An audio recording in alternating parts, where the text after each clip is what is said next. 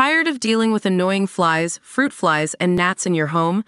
The Zevo Flying Insect Trap is your ultimate solution. Don't wait. Check out the link in the video description now to get your Zevo Flying Insect Trap on Amazon and enjoy a bug-free home today. A middle-class mom and daughter who live in a posh McDonald's branch were forced to flee the eatery after a crazed attack from a customer. Susain Paula Muratori Jeremia, 64, and Bruna Muratori, 31, moved into the fast food joint after being made homeless in Rio de Janeiro, Brazil. But after 5 months in their new home, they were forced to leave on Saturday after a customer's terrifying attack. Bruna, whose dad lives in the UK, explained, "A young woman sat at the table next to where we were. She had a snack and started cursing at me out of nowhere." Bruna and her mom ignored the woman's rant, but she followed the pair as they went outside, keeping up with the foul mouth attack and closing in on Susain. The daughter said, "It was horrible. I ran to the police station and filed the complaint immediately. Now the police have requested footage from several stores on the street for the investigation." Local media confirms that police are investigating the attack. Previous reports described how Bruna and her mother had become fixtures at the fast food restaurant every day.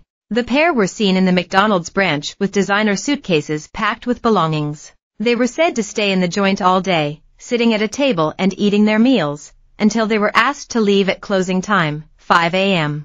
The two would then move outside the restaurant, located in the upmarket Leblon neighborhood of Rio de Janeiro, and sleep on the street until McDonald's opens again at 10 a.m. Despite living in the streets, Susain and Bruna always seem to be immaculately dressed and with carefully groomed hair and full makeup, local media reported. The women claim they receive some financial support from Bruna's father, but prefer to live in the burger joint in a posh neighborhood than move into a homeless shelter. After the case went viral in the press and on social media, the fast food chain's branch began to attract attention and receive visits from curious onlookers. Both women suggested they did not understand the curiosity their situation stirred, arguing their situation was common in Europe and in the United States.